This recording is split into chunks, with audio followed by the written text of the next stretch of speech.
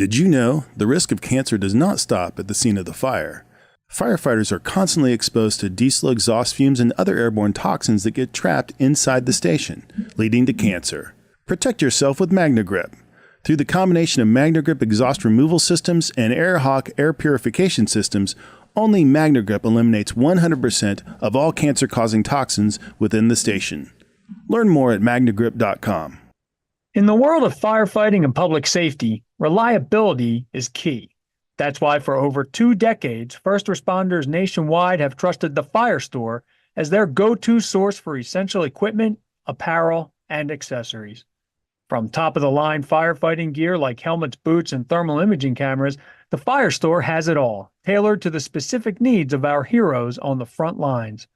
But they don't stop there. Their extensive selection also includes EMS supplies, safety apparel like flame-resistant clothing and high-visibility gear, as well as a wide array of tools, from hand tools to vehicle extrication tools, supporting public safety professionals in their duties. Partnered with industry leaders, the Fire Store's commitment to quality and excellence is unmatched, because when it comes to protecting communities, there's no room for compromise. Join the thousands of first responders who rely on the Fire Store. Visit thefirestore.com online or in-store today. The Fire Store, your reliable partner for fire and public safety equipment.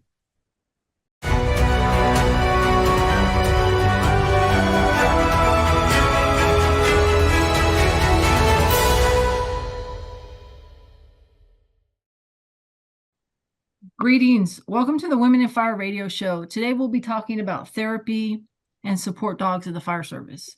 Thank you to Fire Engineering for allowing Women in Fire to be part of their radio show series. I'm Lisa Baker, retired battalion chief, and I'm the Southwest trustee for Women in Fire. Today I have Amanda Bowen, who is a battalion chief in the city of Memphis, Tennessee Fire Department, and Sonny Madsen, who's with the American Canine Carrying Angels. So I'm just going to let them go ahead and give their brief bios, and then we'll get started. Amanda, do you want to start? Sure. Amanda Bowen, like you said, I'm a battalion chief with Memphis Fire Department. I have been with them 23 years next month, so most of my career. I started off as a firefighter paramedic and moved up the ranks and got the complete and total awesome job of being Wilson's handler back in 2019. I can't believe it's been that long already. And so I now also, and also in conjunction with being the coordinator for the program, for our Comfort Canine program, I also am over our EMS training department at the training academy. Thanks, Amanda.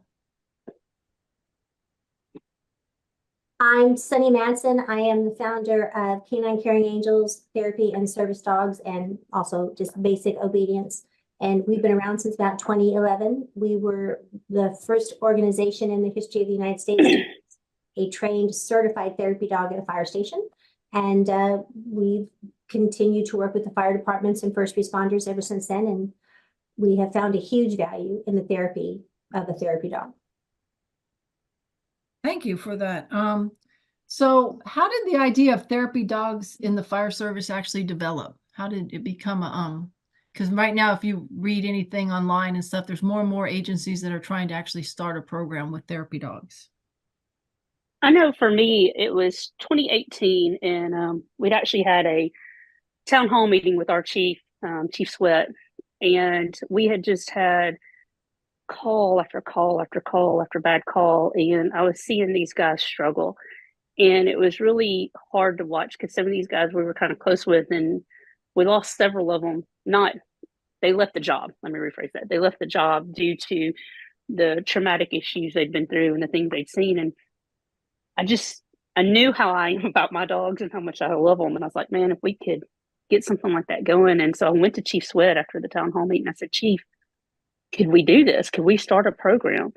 And it just so happens, Miss Sonny, that she had just met Wally. And so at Women in Fire. So I know, right? Serendipitous. So she was so supportive and like, go, and gave me free reign to make this program happen.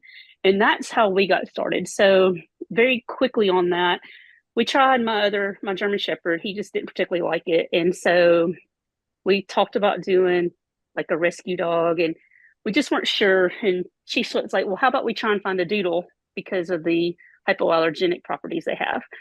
And so I was like, well, I'm just going to call. I called Captain Best up at he used to be at Fairfax County Fire, and he was one of the handlers, and asked him about their program. And that's how I got hooked up with Miss Sonny and Karen Campbell, who was his breeder. And the rest is kind of history for us. And so I got to go up and meet Wilson. They had worked with him in training. He was a year old when I got him. I went through the training process, got my certification. He got his certification, and we've been rolling since. So Amanda, you just talked about the training and certification process. So obviously I'm assuming that the dog and the handler goes through it. Can you like give us a little brief synopsis of what that entails? It's for us, it's been really, really deep obedience therapy, obedience work. In other words, making sure that he can sit, stay, come, move when I need him to move, being comfortable around things like walkers and wheelchairs. And even though that's not something he sees a lot on our side daily, it's still things that we come into contact with on occasion. We also had to do like a portion where we went to the fire station, the local fire station, and they pulled the engine out and turned the sirens on to make sure he didn't freak out and he could handle that, which he did. He did a great job. We also did escalators, stairs. We did a lot of different things. And so that basic obedience turned into his certifications. And so does the handler, do you go personally through any kind of training to be the handler? I mean, I did when I went to Virginia and met Wilson and Miss Sonny, that's when I did my training. I was up there, I think about a week. Is that right, Miss Sonny? I think that was about it. Yeah. Mm-hmm. So. And so you're the only handler in your department, or? No, I'm not. We also have Grace, who came through Miss Sonny and Canine Carrying Angels as well. She is a golden doodle as well. She is about 2. And then we have 3 Dalmatians as well, who are education dogs and also therapy dogs. Now, they're trained through a different trainer, but they're great as well. Unfortunately, though, our Dalmatians are getting ready to retire because they're handled by the same person, and we affectionately call them our spotters. And we affectionately call her Mama Spotter, and Mama Spotter is getting ready to retire, so they'll be retiring shortly too. Oh, okay. So you mentioned that you got the dog, or Wilson came from Sonny at American Canine Carrying Angels. So Sonny, can you just like give us some information about your program and what you I guess departments reach out to you to get dogs and train, and how that process works?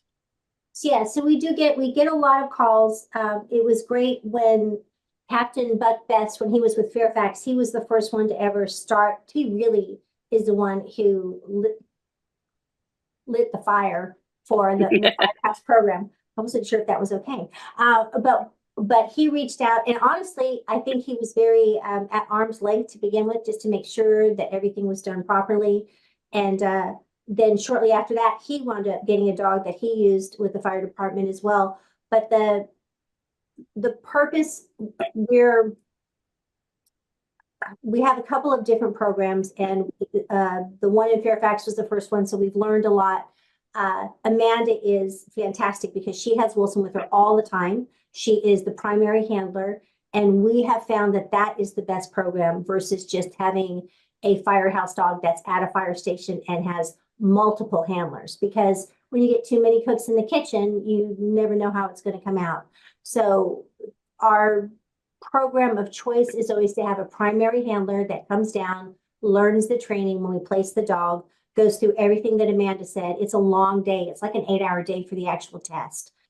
We start at the fire station. We do an orientation. We run the gauntlet. We do the fire sirens. We do the meet and greets with the firemen. We've already trained our dogs that when the bells go off or the announcements, the dog knows if he's at a station that he has to go to his kennel and wait there until the firefighters return on the call. We go to a children's reading program at the library. We go to the nursing homes. We go to the mall. We go up downstairs, elevators, escalators, and we will finish that day at a restaurant where if we're training 20 dogs at a time, all 20 of them are together. They're all under the table, quietly unseen while we have a meal. So it's a long day, but I looked a lot into different programs before we initiated Canine Carrying Angels, and we wanted a higher standard. And I would put our program up against anyone's out there because I know They can handle, most of the time, our therapy team doesn't always handle crisis. It's not as intense as it is with the firehouse dogs. But when we get a call for a therapy team, if it's in, for example, many years ago, there was a shooting in Maryland, and I knew that our dogs could be jammed into buses side by side, no matter what the breed, what the size, what the age, drive up to Maryland, go to the mall, do what we needed to do with, we were there supposedly for customers when they were coming back into the mall, but what we found were the people in the store were really the ones that needed the extra support for those couple of days, and then get back in those jam buses and come home. And I know our dogs can handle it because of the training that they've been through. So when we have the first responder dogs, there are additional tasks that we want them to do. They have to be able to handle all kinds of distractions. They have to be able to handle loud noises. They have to be able to go to their kennel when they need to be out of sight. They need to be able to be good with kids and the elderly and the wheelchairs and anything that we can throw at them. Storms, siren. Well, sirens are pretty easy for the first responder dogs because they're exposed to it a lot.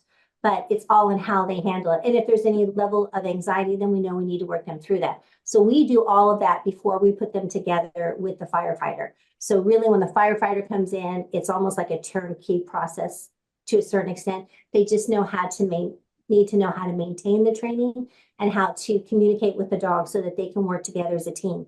When they're certified, they are certified as a team. So it's they have to have that connection. So you supply the dog then for if a department calls you and says they're interested in starting a therapy support dog program, you actually have dogs there that you'll match with the person that they want to be their handler. Yes, and if we don't have them, then we have a very select few of breeders that we will go to because we know the quality, like Karen at Hidden Mystery Farms. She's been doing this forever. Another one that we use is Laurel McComas, and she has a lot of the Aussie Doodles, and they're fantastic. I work with the ladies. Some of them now work for me, so I know the quality of the dog. There's nothing wrong with rescue dogs. They're great dogs. That's how I started my company, was with a street dog a long, long time ago. But when you're talking about longevity for service, whether it's a service dog or a first responder dog, we go to the breeders because we want to we want to make sure that they're as healthy as they can be, as temperament wise, that we know the longevity, all of that, and we get that from the breeders. Okay. So is there like, you mentioned Rottweilers, is there a specific type of dog that usually works better than a breed of dogs, or? So no, I mean, I stand firm on if the dog can do the task, the dog can do the task. But there are some breeds that require more handling or more energetic. Dutch Shepherds, Malinois, Australian Shepherds, German Shepherds, all of them have high energy. They're not couch potatoes. So, and that's why a lot of their sport dogs are their working dogs for a reason. But when you're talking about doodles or Havaneses, they have a lot of energy, but they have a lot of downtime too. They can be very snuggly couch potatoes. But like all dogs, they need exercise and they need training. You mentioned that sometimes it's like just one handler. Like I know Amanda has Wilson all the time in Memphis. And then you mentioned there's some agencies, I guess, that just have the dog in the fire station.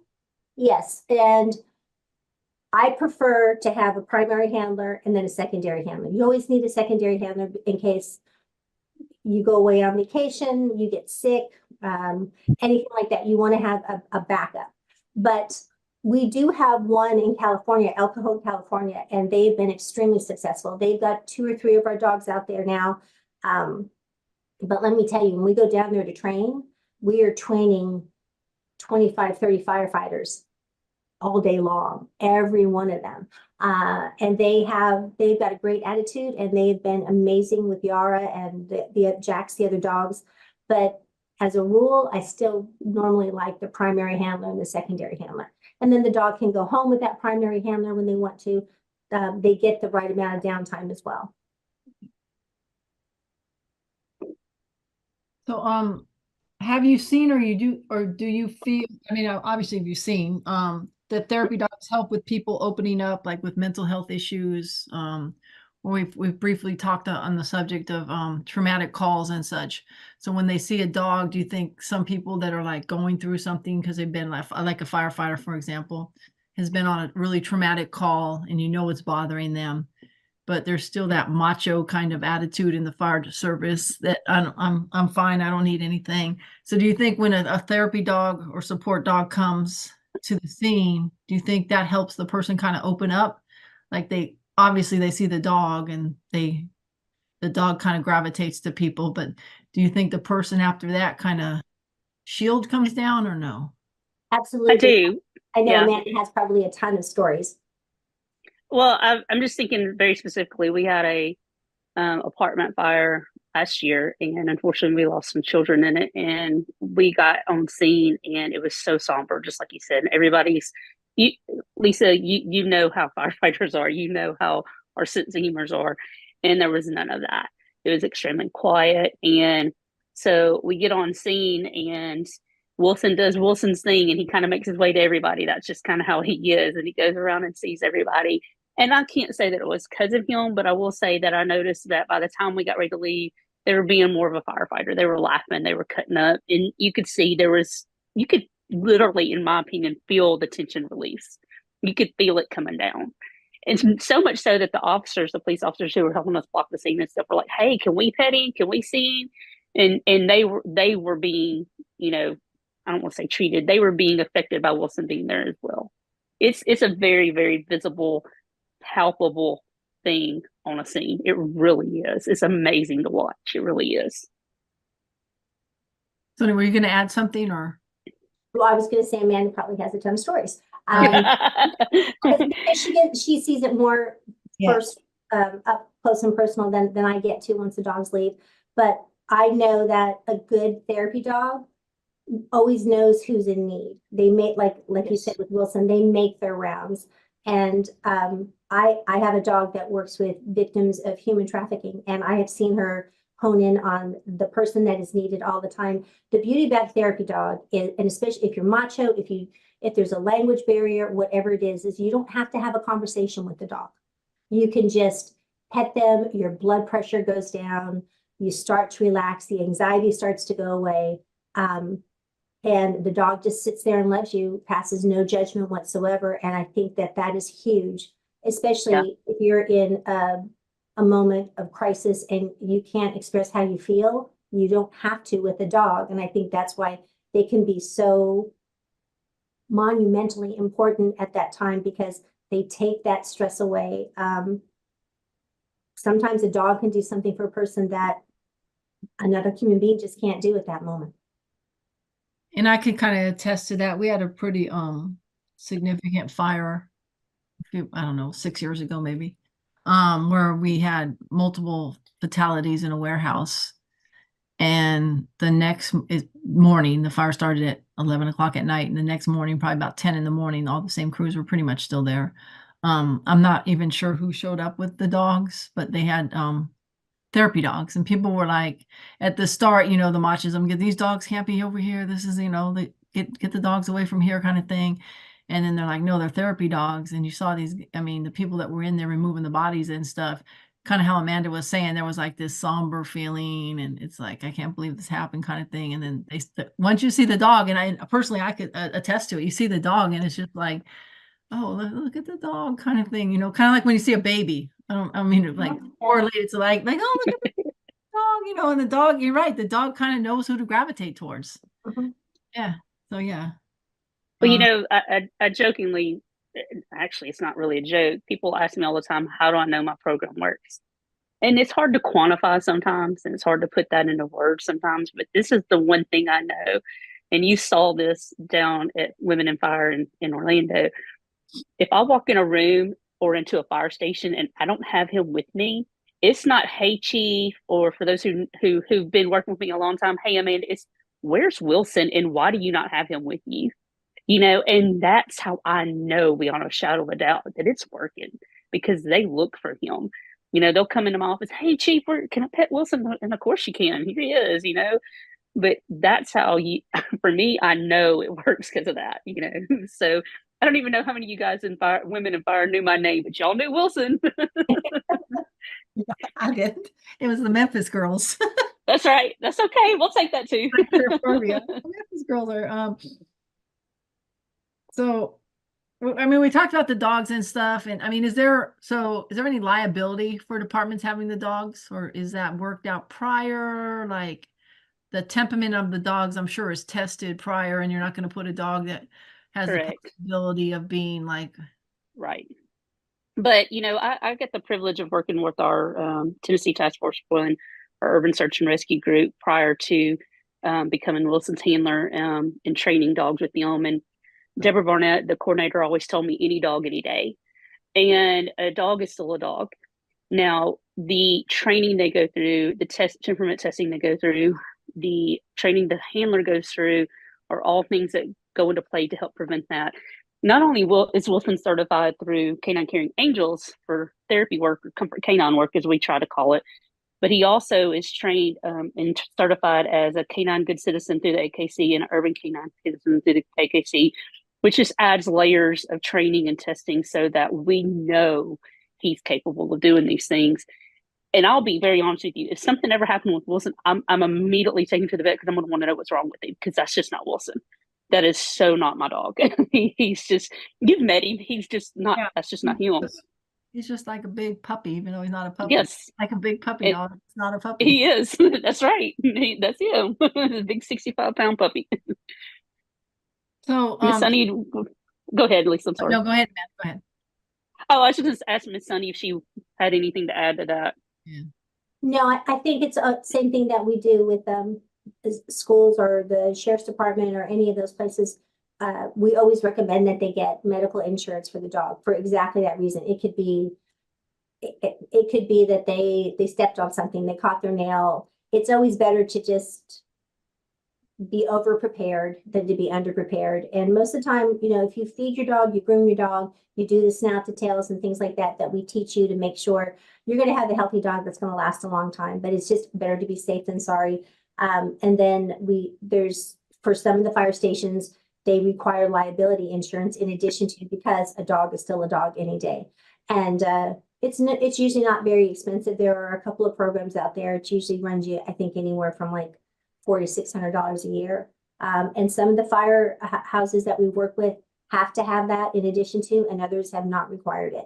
So it's kind of a basis to basis.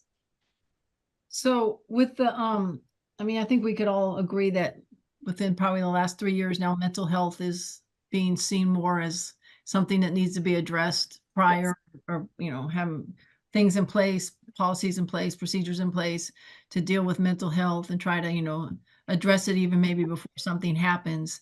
So with the, that, have you seen more departments and agencies coming to you, Sonny, trying to start probably people reach out to you too, Amanda, from the area, yeah, trying to start a therapy support dog program because of the, we hear a lot about peer support, but have you more agencies reached out wanting to start Yes.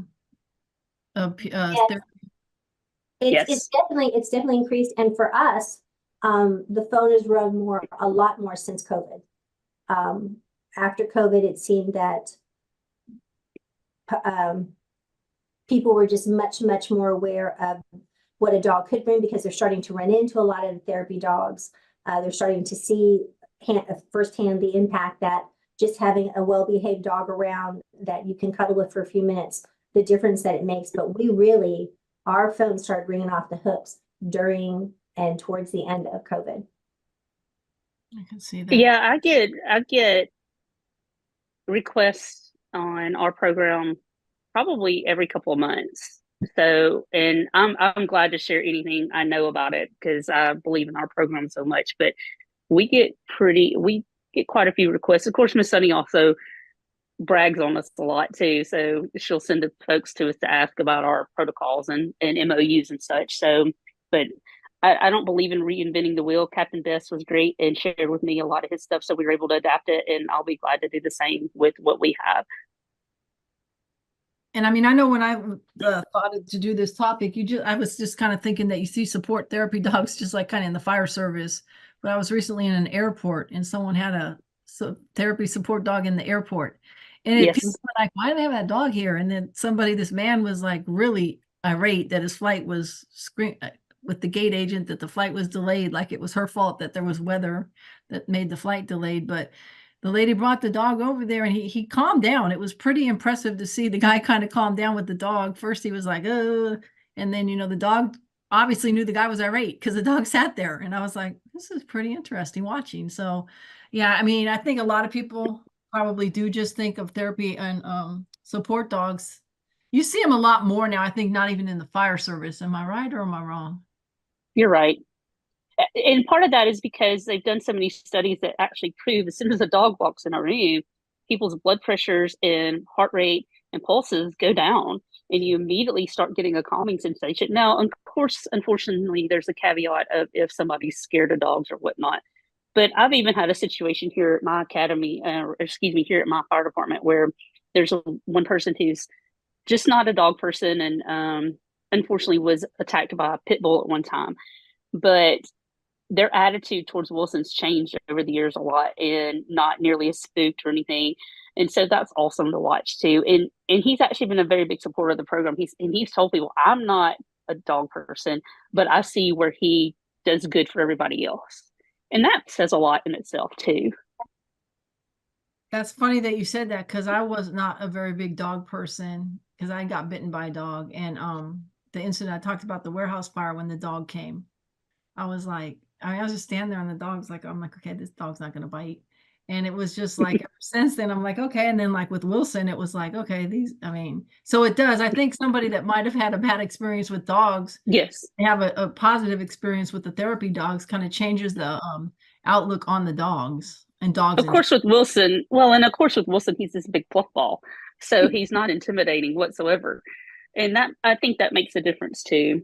Yeah, and that was the type of dogs that were actually at the warehouse fire as well. They were, so Sonny, you briefly mentioned police. So do police departments come to you for therapy or for training with dogs, or do police have dogs, or? Sheriff's Department, police department. We just had a dog that was certified with I believe it's the Fairfax Sheriff's Department. So they are. I was one of those people that was very, very guilty of. I thought firefighters were just really nice people that if they weren't putting out fires, they were getting cats out of the tree, and they were always at events. They always seemed really happy, and it was actually even after I met Buck Best and we placed a dog there, I thought it was a nice idea and it seemed to make an impact, but I had no idea of the suicide rate for firefighters. And I work a lot with military veterans. That was my primary focus when I started this. But the suicide rate is almost equivalent to how many soldiers that we lose on a daily basis. There was a presentation that El Cajon gave to the county when they wanted to start their pilot program. And I won't remember the numbers exactly, but it was very close to, it was like 30 or 32 firefighters that they had lost that year to fire-related incidents. And it was like 66 to suicide. And I think when I was sitting there listening to them give their presentation, that was when it really hit what a huge need that there is. And dogs aren't going to fix everything. They're not therapists. They're not going to fix it all the time, but they do make a positive impact. And sometimes you just need it. And you may not even know how to ask for it yet. But the dogs, they know. They are amazing. They pick up on that tension and that level. We have 200,000 receptors in our nose, and they have something like 600,000. They can pick up the tension and the stress and the depression and all of that. I have seen them do amazing things.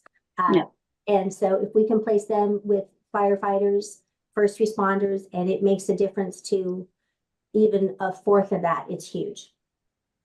I agree. Yep.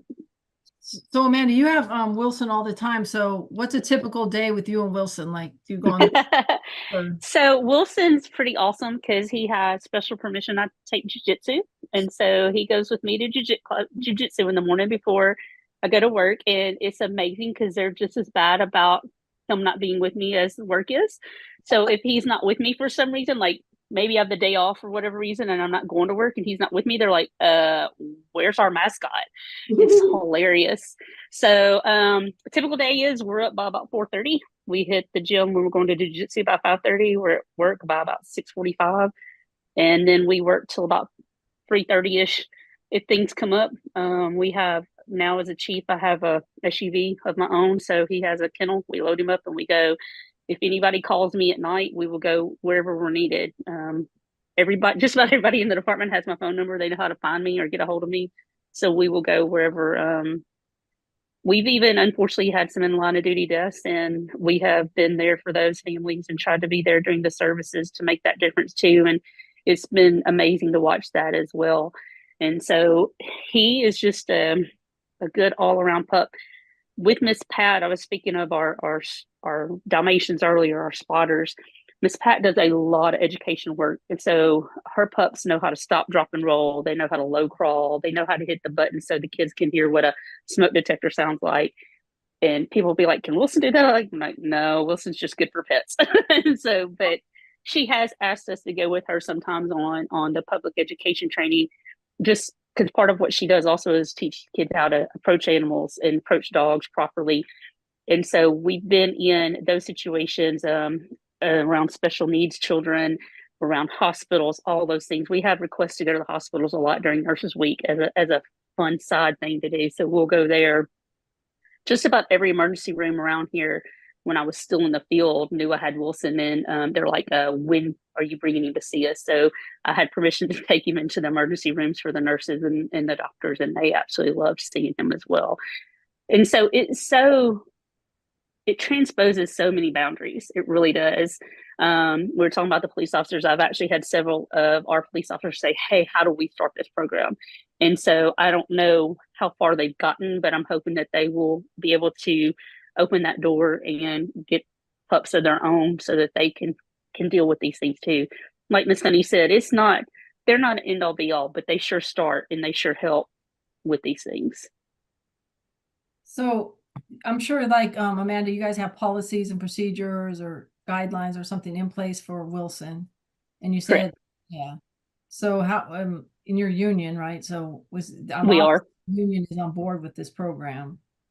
Yes, they are. They've been great about it. And so, like I said, I found out the IFF is actually starting to put policy in place or build policy and procedure for this as well. And I've heard tell, I haven't been able to quite completely prove this, but that they are actually wanting to start a team that goes nationwide. So anytime somebody has a loss, whoever can go, they load up and go to the department to be there for them, just like their peer counselors would do. And of course, I've told my union president, I'm in, sign me up. Wilson and I will go. But we'll see how that goes. So, but it's great. I don't know. Like Miss Sonny said, I think to my knowledge, Captain Best was the first one who did this. It may have been someone else, but I've seen it grow so much. I've seen so many different departments placing animals in sheriff's departments, police departments, fire, rescue, global medical services, GMR, global medical response, GMR. They have a whole team. I think they have maybe 20 dogs. And they're like us. They'll go wherever they're needed. If they called me today and said, hey, we need you to come to California, and my boss says, okay, I'm loading up, we're going, so, and that's one of the things I think that I've noticed with the therapy dogs and that community is we don't care. If you need us and we can make it happen, we're coming. We're there. It's not just our brothers and sisters, it's everywhere. It's that family. So wherever we're needed, we're gonna go. So has there been any studies or anything done that anybody knows of that actually shows the benefits of a therapy dog, like how it helps reduce the lower blood pressure and such? Or Yes, and I'm trying to remember the name of the hospital. It's so bad because we were part of the study that we did with I'm not going to remember it right now. I'm so sorry. But they have repeatedly shown that They do lower the blood pressure. They release anxiety. Petting a dog several times over and over will release endorphins. And that starts to relax them. That's why when we talk about dogs that help with night terrors and things like that, just being there releases a feeling of feeling safer, feeling warmer. And again, I mean, I've seen people sit down and have lengthy conversations with the dog while the dog sits there and just looks and says, okay. And then I've seen people not say a word, just hold on to the dog, cry a little bit, take a couple of deep breaths, and inhale, exhale, and then they're okay.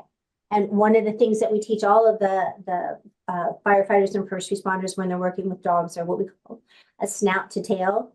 And you don't have to have a conversation with the dog, but you start at the tip of the nose, and it's all about massaging the dog and at the same time kind of checking them out to make sure that there's nothing wrong. When we teach kids how to do this in the schools, we say, imagine that you have, what's your favorite color? And they'll say purple. And we'll say, so you have 2 buckets of purple paint. Do you remember this, Amanda?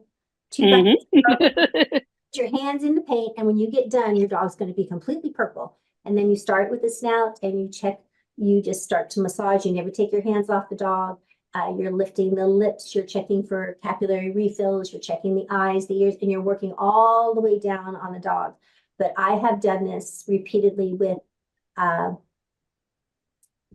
kids that have been abused in one form or another, and a lot of them don't speak English. So I will show them how to do this, and you can see the body language start to relax and the tension in the face go away, and then a little bit of a smile, and they just start to relax. And the only thing that they're doing is touching that dog. And you can see that when people are stressed, they show it in their body, they show it in their face, they show it in their eyes, it's in their lips. And then you can just see that just go away. So anytime that we're placing a dog, we teach the snout to tail, but you only have to show them how to do it once. And they do have to do it during their exam when they're getting certified, but it has such a good value. Plus it helps you to pay attention to your dog. So you can tell if suddenly there's, their bones are popping, or maybe there's a mole there that wasn't there before. That is part of why we do it. But the biggest thing is it's just a great way to bond with the dog and to relax. Yeah.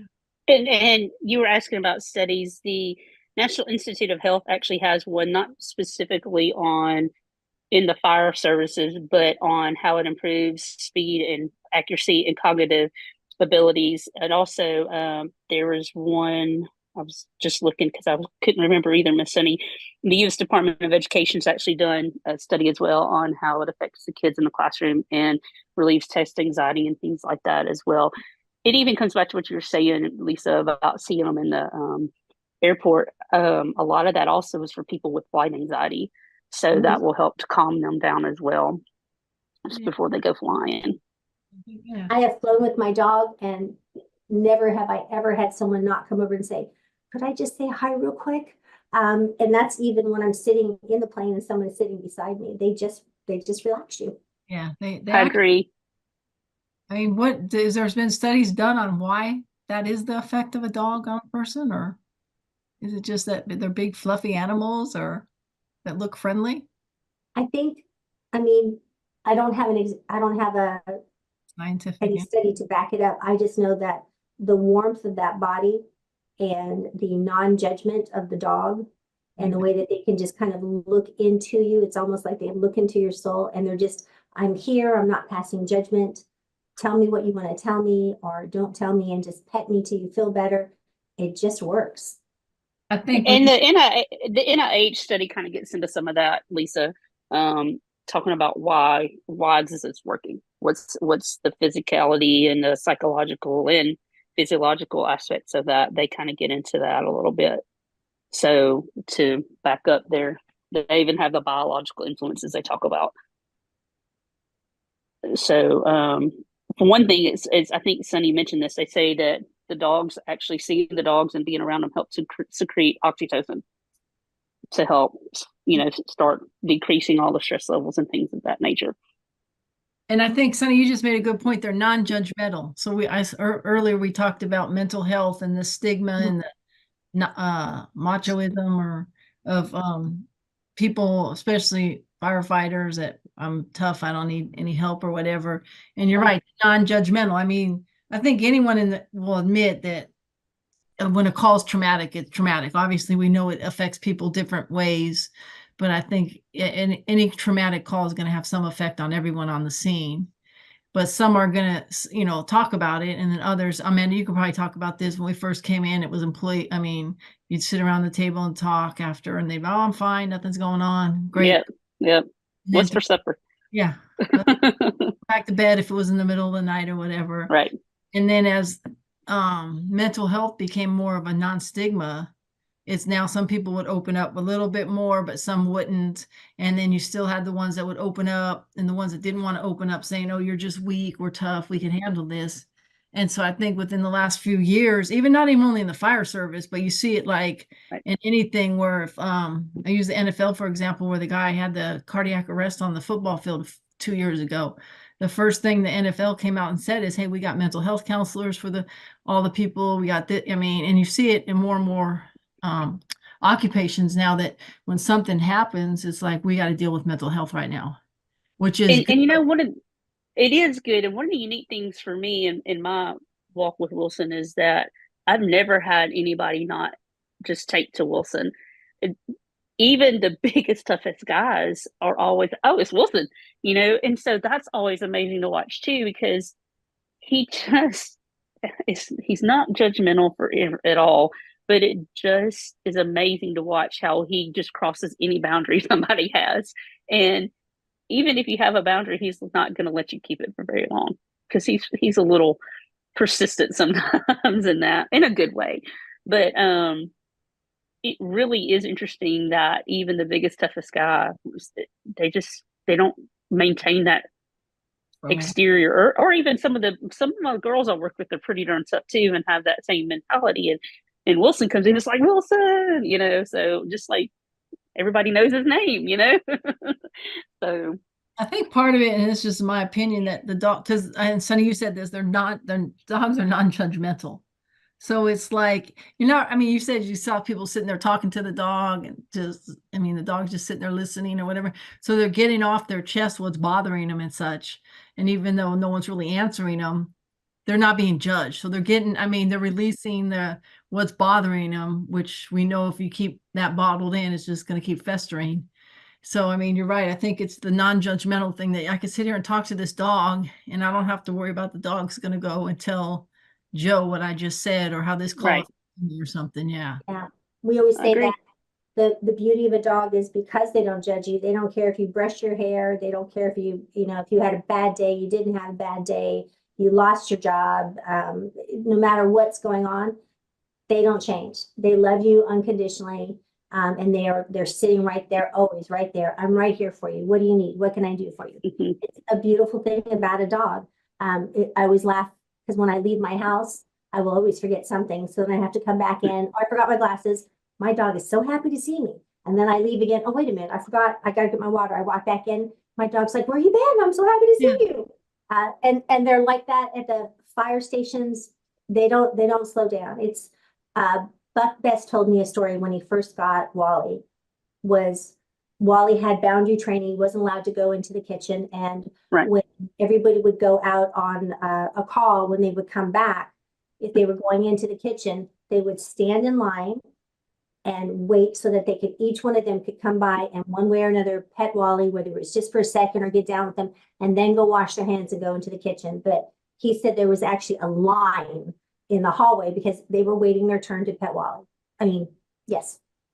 So it's, and some people might only need to just pat them on the head, and that's good. Other people need to curl up on the bed with them, or take them out for a walk, or just play ball with them and just kind of release some of whatever it is going on that day. It's all positive. True. So, Amanda, can you go over the training? So you said that you got Wilson from Sonny at the American Canine Angels. So what was the process of all that? Okay. So once we identified Wilson, between Miss Sonny and Miss Karen, his breeder, helping me, figure out kind of the route we were going and picking him out for me, Miss Sonny and her training staff did all the training. And so when I got there, basically it was my job to learn what he already knew and how to direct him. And so I was kind of surprised because the very first night I met him, she's like, "Okay, he's going home with you tonight," because I had booked a hotel that he could stay with me in. And I was like, "Oh wow, okay." So I was I didn't think I'd get to take him home till like the next day or something. So he went home with me, and our bonding immediately started right then and there. And so, of course, he's just so mellow. I don't think it bothered him a lick. But so then we went back and they taught me some of the basic commands that night when I got in, and we worked probably about an hour and a half. And then the next day we started really going over everything, and I took part in several classes, some formal classes and informal training as well. We even went out to eat with them that day, and then we did that for a couple more days, went to the fire station, and then the last day we concluded by going to the mall, doing elevator, escalator, strollers, walkers. There happened to be some people with wheelchairs and stuff and strollers, so we got that. And then we concluded it with, like she said, a meal where we sat down and ate with the dogs, because they have to go underneath the table. You're not supposed to know that they're there. And so one of the best compliments you can get is when you get up from a restaurant and you walk out and the dog's with you and people go, "I had no idea who was even there." That's a high compliment, because the dog's done his job and done it well. So, and we've had that happen a couple of times. It's pretty awesome to watch when they're like, "Whoa, where did they come from?" Because they don't bark, they don't sniffle, they don't whine. They just do their job. They do their thing. They know. So they know. It's even like with flying, for instance. So when I came to Women in Fire in September of 22, Wilson hadn't flown since COVID, so since probably 2019, since he'd flown. So I was a little nervous. So he was picking up on my nerves. And so he was a little nervous too. And I called Miss Sonny, went over layover with Miss Sonny. We're both freaking out. What do I mean, you couldn't tell it. The crew couldn't tell it. They didn't know he was nervous, but I knew as his handler, because I know that's my job to know. And so I was like, "What do I need to do to help him calm down? How can I help my pup?" And so she told me what to do. And he and I worked for quite a while during the layover, just healing, sitting down, stay calm, just making him work, because that does so much for their brain. When you train like that, that does more in 30 minutes for them than 2 hours of playing ball can do, because they have to work not just their bodies, but their minds too. And he did. He relaxed. He calmed down. And so when we flew home, I took him out for a little run, played with him, kind of got him a little bit tired. And so then he was like, "Okay, I don't care." And so the flight back, both of them were perfectly fine. And the next flight after our connection going down was fine too, once I kind of worked some of the nerves out of him. But he was picking up on me too. I think it was Miss Sonny who told me it goes down the leash. It travels down the leash. So whatever I'm feeling travels down the leash. And he knows if I'm upset. He knows if I'm happy, mad, and he's going to do me like he's going to do anybody else. He's going to come over and he's going to hit my hand until I pet him. And that's part of what he does. And the cool thing is I think Miss Sonny kind of talked about this a little bit with another dog. He's never been trained to sniff out serotonin levels or anything like that. But he knows, because he picks up on what the levels are already, because their nose is so amazing. And so automatically he knows. My husband's on the job as well. And so when my husband's had a bad day, because he's still in the field, Wilson knows, and he'll go find him. He'll leave me. I'm like, "Really? What am I, chopped liver?" But I can tell, because he goes and finds Dennis and he lays with him. And then it's funny because a couple of our other dogs will do it too. And we've never trained them. They know though. They pick it up, they smell it, they sense it, they know. And they go find him to give him comfort, just like he would any other firefighter, paramedic, or anybody on the job. That's funny that you said that, because I was going to ask that question. Like when you're at like the incident I talked about, there was 50, 60 firefighters, and the therapy dogs they had brought there, they were from some program, I'm not sure where. They kind of knew who to go up to. It was kind of, at the time, I'm like, does the dog know that person? You don't know. It's like I didn't really know that much about it. First, I was like, "Why are these dogs here?" Like, kind of other people were like, "Why are there dogs here?" And then you saw the vest that they had on them, Yeah. and it was kind of like, "Oh, this is okay. This is interesting." And then they kind of knew who to go up to. It was kind of like, it was the ones that They do. yeah, and it saw like the body. No. as we were going through body removals, they kind of knew who to, and it was like, this is really amazing that they know who to go up to, kind of thing, as opposed to ones that were just standing there waiting to go in that hadn't really done any. I mean, they'd done things, but they hadn't been doing the body removal. Right.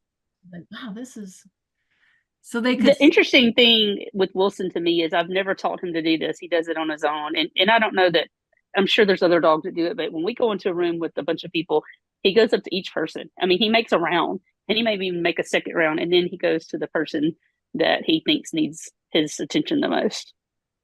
It's really amazing to see because I've never taught him how to do that.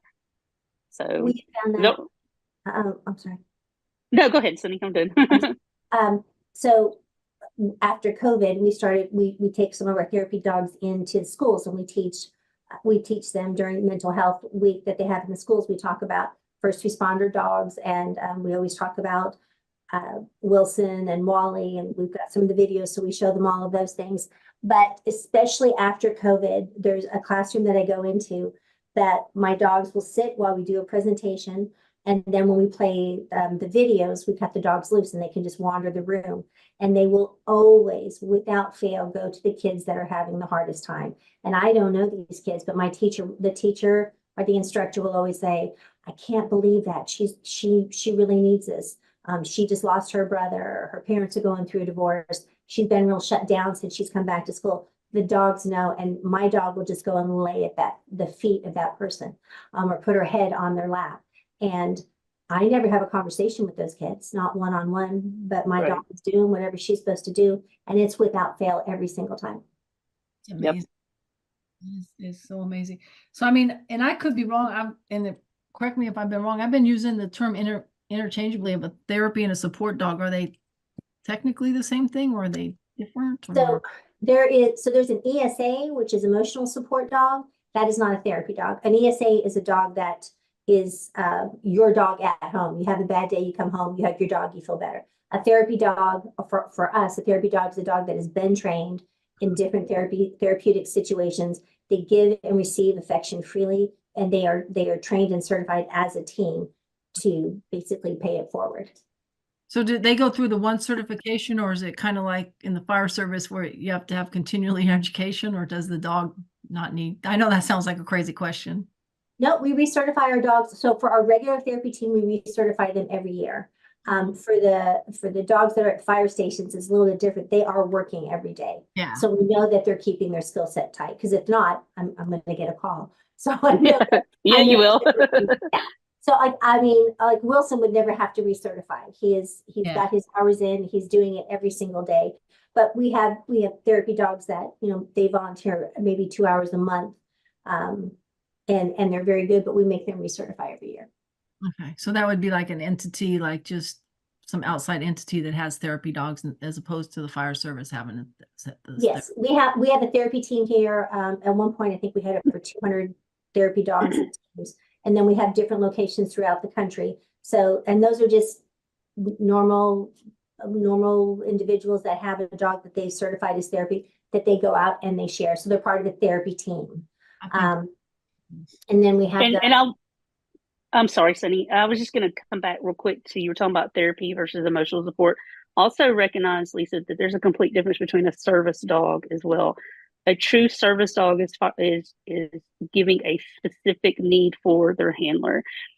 So whether that's a seizure detection dog, or a diabetic detection dog, or a PTSD dog that detects serotonin levels and is taught how to give deep pressure therapy to their handler, that is a completely different animal than our therapy dogs or an ESA. The service dog has the right federally to go wherever the handler goes. Now, with Wilson, he has never been denied because I explain what he is, and I always get permission first, and everybody's been wonderful to work with him. Even flying, he's always vested, but we call ahead, we get all the arrangements made, we let them know, and then they are extremely gracious to us every time and make sure that we're taken care of. But there is a very big difference between a therapy dog and an ESA dog and a service dog. And I say that because I never want to put a service dog at risk by not following the rules the way that we should for them. because sometimes it's hard enough for the handling of service dog. And I personally never want to put that burden on them because I haven't done what I should do as a therapy dog handler. I've said it before, but I'll say it again. If only I could clone you. No, I don't know about all that. That's great. And coming back to one other thing, we have gotten away from the word therapy dog with our guys, even though that's what they are, just out of respect, because there is such a stigma with the word therapy. We actually have gotten to where we call our guys comfort canines, because we want people to, I don't think the word therapy has hindered anything with Wilson by any means, but we do want to take away that stigma of that word, because unfortunately there is when there shouldn't be, but there is. So we call our guys comfort canines. Is that industry standard or just something you guys are doing, or? It's just something I have seen it in other places. I don't know. Miss Sonny may be able to talk to this a little bit better than me. I don't know if that's an industry standard. It's just something we adopted. I think, if I remember correctly, Chief Sweat heard it somewhere and she's like, hey, let's do this. It's like, okay, that's fine by me. And so we've trying to make it more open, more accessible, and not have that stigma there. It's actually, so a lot of terminologies in the industry are starting to change. So like we would call them working comfort canines, because they're not for an individual, they're for an organization. The same thing with, we no longer say PTSD service dogs. Right. And then it went from PTSD to psychiatric service dogs. And now we say medical alert. It's cleaner, it's easier. And hopefully at the end of the day, the public will be able to process it a little bit better. And that makes sense for comfort canines, because as we've talked quite a bit actually about the stigma of mental health and stuff. When you hear therapy, I think it's still, we have these therapy dogs here. There's still going to be a little bit of pushback with some individuals, because it's like, I don't need therapy, as opposed to comfort canine, where they're going to get the same thing, but you're taking away the stigma of the word therapy, unfortunately. Right. Exactly. So you mentioned after COVID, you had a lot more people reaching out to you.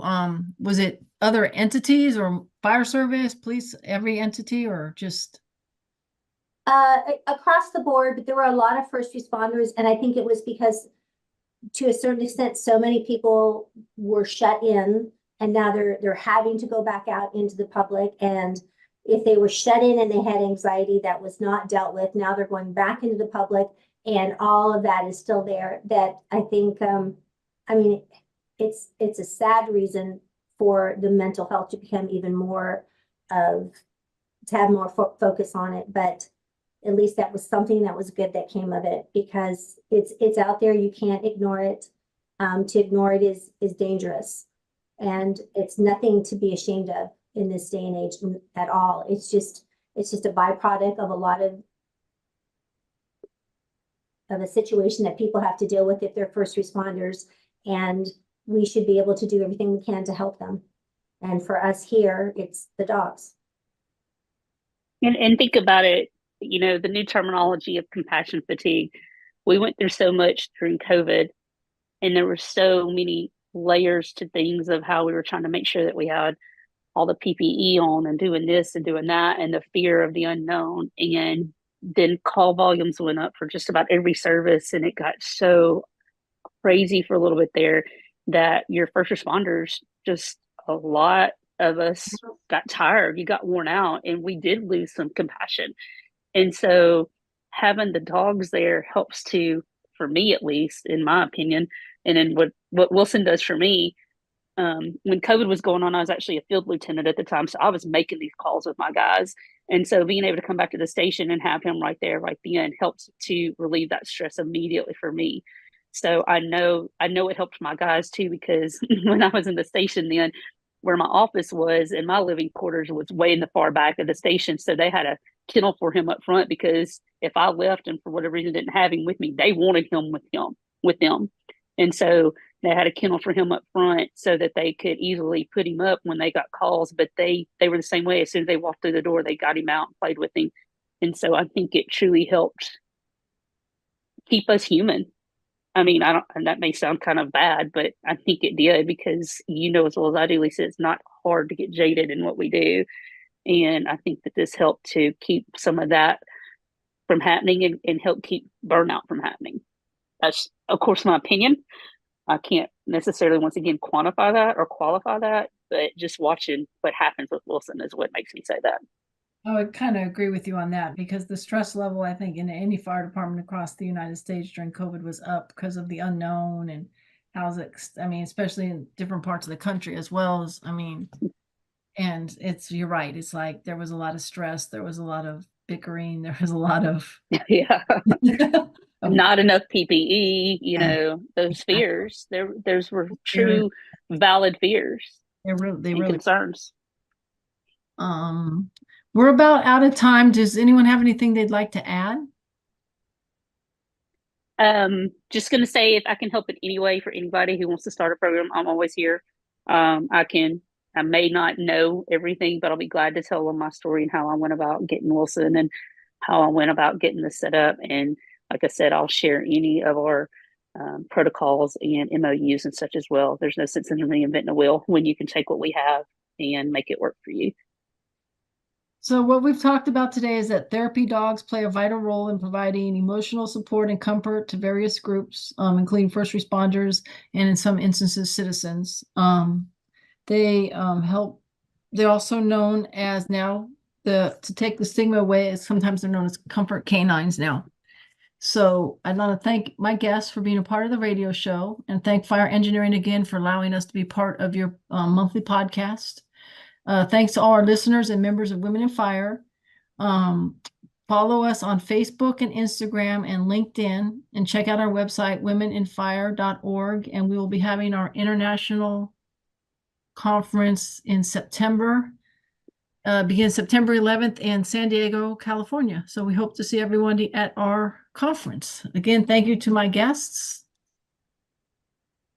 Thanks for having us.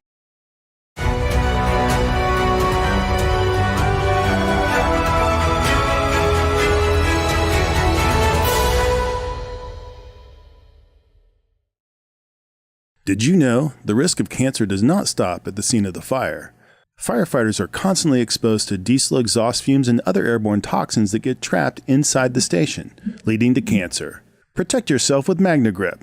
Through the combination of MagneGrip exhaust removal systems and AirHawk air purification systems, only MagneGrip eliminates 100% of all cancer-causing toxins within the station.